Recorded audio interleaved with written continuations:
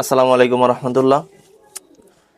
কিছুদিন আগে আমি কিছু ছবি ছেড়েছিলাম আমার প্রোফাইলে, যেখানে এই হিজামা সংক্রান্ত কিছু ছবি ছিল এবং অনেকে আমাকে ইনবক্সে প্রশ্ন করেছে আসলে হিজামা কি, এর উপকারিতা কি, এই চিকিৎসা পদ্ধতিটি কিভাবে পরিচালিত হয়ে থাকে, অর্থাৎ এই চিকিৎসা পদ্ধতি কিভাবে করা হয়।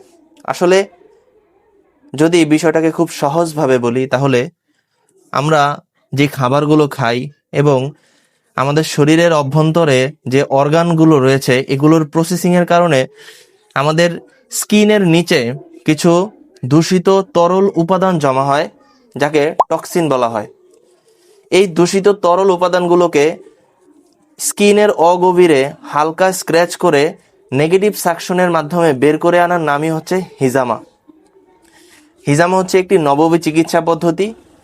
আমাদের নবীজি হজরত মোহাম্মদ সাল্লাল্লাহু আলাইহি সাল্লাম এই চিকিৎসা নিতেন এবং তিনি এই হিজামা পদ্ধতির চিকিৎসাকে সর্বোত্তম চিকিৎসা বলেছে।